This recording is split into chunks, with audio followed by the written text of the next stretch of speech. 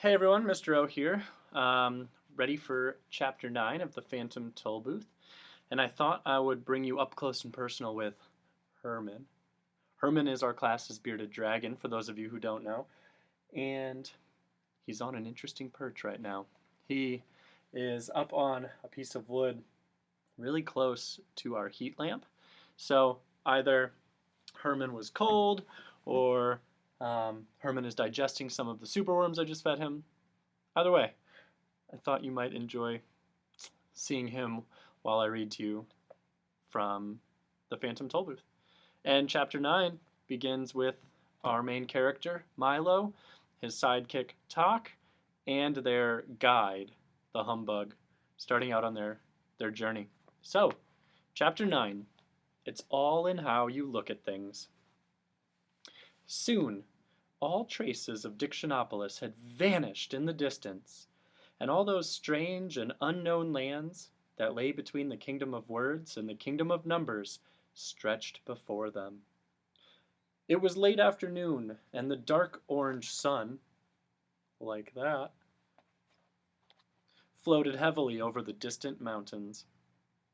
A friendly, cool breeze slapped playfully at the car, and the long shadows stretched out lazily from the trees and bushes.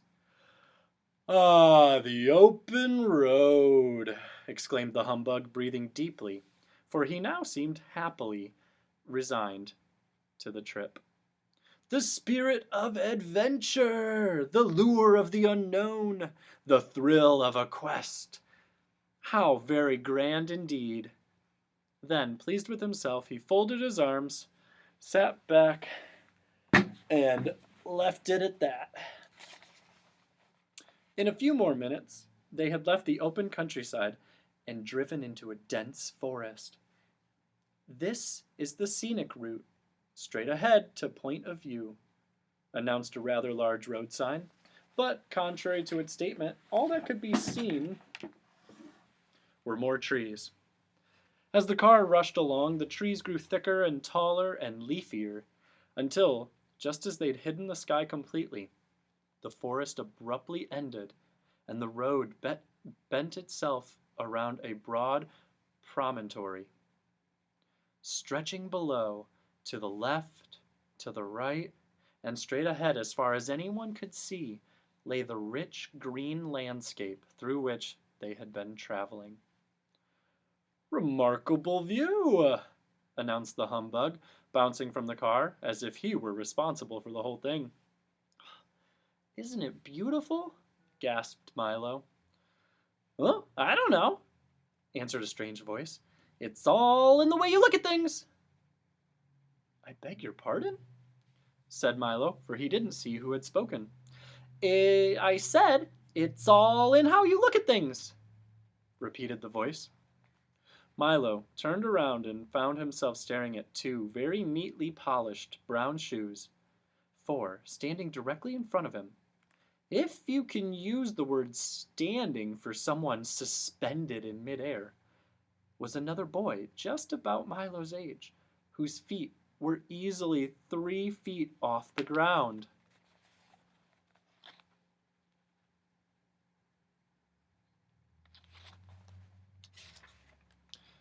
"For instance," continued the boy, "if you happened to like deserts, like our friend Herman, you might not think this was beautiful at all." "That's true," said the Humbug, who didn't like to contradict anyone whose feet were that far off the ground. "For instance," said the boy again, "if Christmas trees were people, and people were Christmas trees, we'd all be chopped down, put in the living room, and covered with ornaments, lights, and tinsel, while the trees opened our presents." "What does that have to do with it?" asked Milo. "Nothing at all," he answered, "but it's an interesting possibility, don't you think?" "Say, how'd you manage to get up there?" asked Milo, for this was the subject which most interested him. "Ah, I was about to ask you a similar question," answered the boy, "for you must be much older than you look to be standing on the ground." "What do you mean?" Milo asked. "Well," said the boy, In my family, everyone is born in the air, with his head at exactly the height it's going to be when he's an adult. And then we grow toward the ground. When we're fully grown up, or as you can see, grown down, our feet finally touch. Of course, there are a few of us whose feet never reach the ground no matter how old we get, but I suppose it's the same in every family. He hopped a few steps in the air, skipped back to where he started, and then began again. You certainly must be very old to have reached the ground already.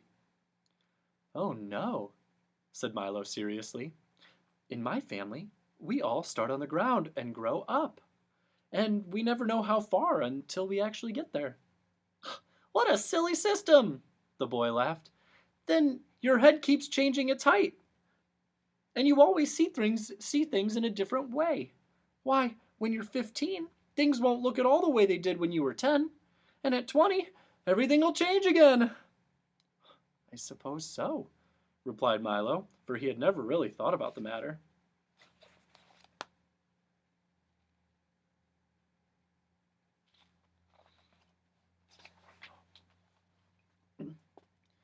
We always see things from the same angle, the boy continued.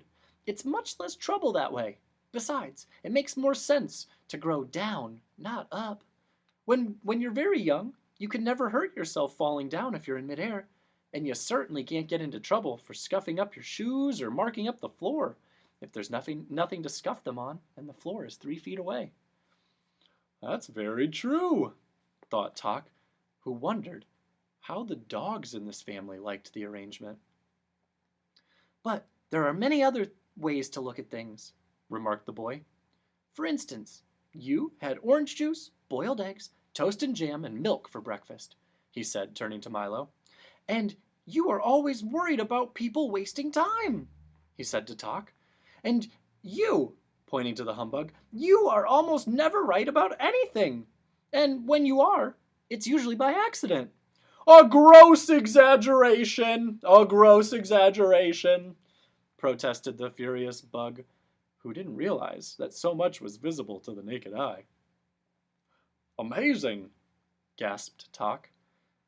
How do you know all that? Milo asked. Simple, he said proudly. I'm Alec Bings. I see through things. I can see whatever is inside, behind, around, covered by, or subsequent to anything else. In fact, the only thing I can't see is whatever happens to be right in front of my nose. Isn't that a little inconvenient? Asked Milo, whose neck was becoming quite stiff from looking up.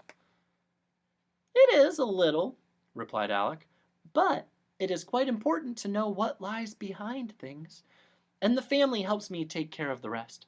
You see, my father, he sees 2 things. My mother looks after things. My brother sees beyond things. My uncle sees the other side of every question. And my little sister Alice, she sees under things. How can she see under things if she's all the way up there? Growled the humbug. Well, added Alec, turning a neat cartwheel, whatever she can't see under, she overlooks. Would it be possible for me to see something from up there? Milo asked politely. You could, said Alec, but only if you try very hard to look at things as an adult does. Milo tried as hard as he could, and as he did, his feet floated slowly off the ground until he was standing in the air next to Alec Bings.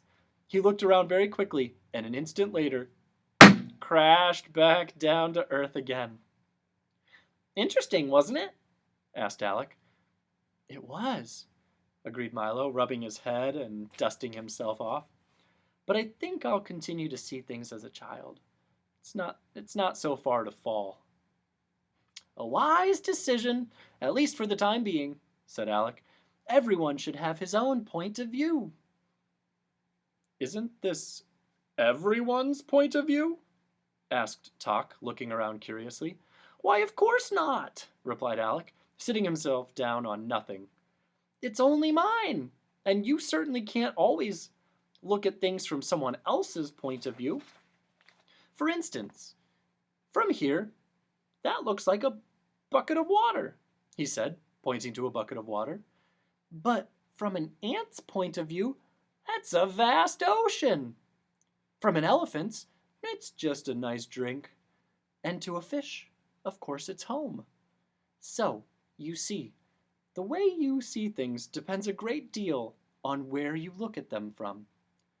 Now, come along, and I'll show you the rest of the forest. He ran quickly through the air, stopping occasionally to beckon Milo, Talk, and the humbug along, and they followed as well as anyone who had to stay on the ground could. Does everyone here grow the way you do? Puffed Milo when he had finally caught up. Almost everyone, replied Alec, and then he stopped a moment and thought. Now and then, though, someone does begin to grow differently. Instead of down, his feet grow up toward the sky. But we do our best to discourage awkward things like that. What happens to them? Asked Milo. Oddly enough, they grow often 10 times the size of everyone else, said Alec thoughtfully, and I've heard they walk among the stars. And with that, he skipped off once again toward the waiting woods.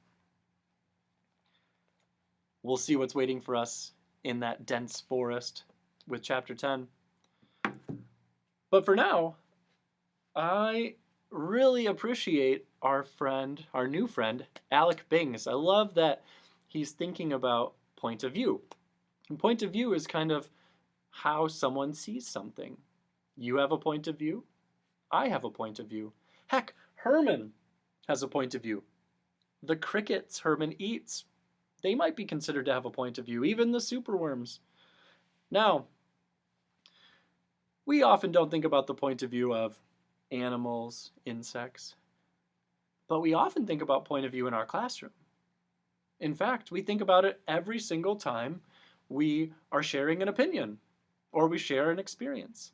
Because the way you experience something and the way you think about something, well, that's your point of view and that's your experience. And the way I think of something and the way I experience it, well, that's my point of view and my experiences. And just because you and I are both humans, it doesn't mean that we're going to experience it the same way. In fact, more often than not, we're going to experience it differently and we're going to think about it differently and we'll have our own points of view.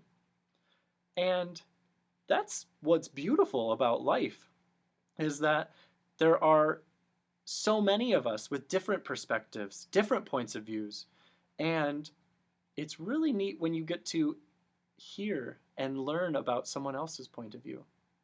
I personally love to hear about my grandparents' point of view. I find that they grew up in a time that was very different than mine, and hearing them talk about their experiences and hearing their points of view is always a great learning opportunity for me, and I always really enjoy it.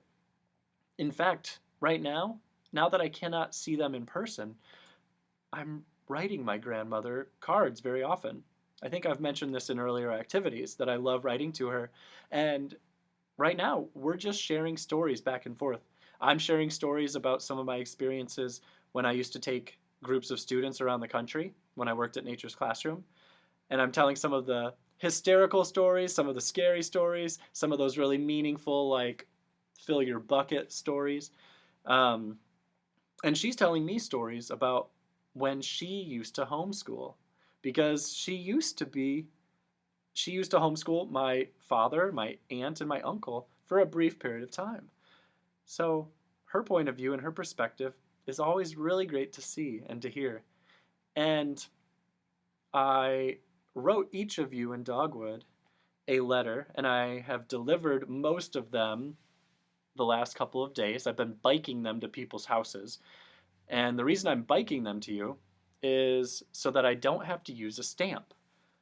Because I took the stamp that I would have used to send you your letter, and I put it in the envelope with your letter, licked it, sealed it, wrote your name on it, and now, instead of sending it, now you'll have a stamp that you can use to send a letter to someone. If you'd like to send it to me, that's awesome. I love receiving mail. I would love to hear from you, and I will absolutely write you back. But maybe you want to write a letter to a friend. Maybe you want to write a letter to a cousin, an aunt, an uncle, a grandparent. Maybe you have a sibling that lives far away and you want to write them a letter. Use that stamp and write a letter to someone who you think has a unique point of view that you'd love to hear about. And when you're writing that letter, it's always good to share a bit about yourself, but then ask questions so that the person who writes you back will have questions that they want to answer in their response to you. So give that a try. And I went ahead and I took Alec Bing's point of view example and I illustrated it, and I want to show it to you because I'm kind of proud of it.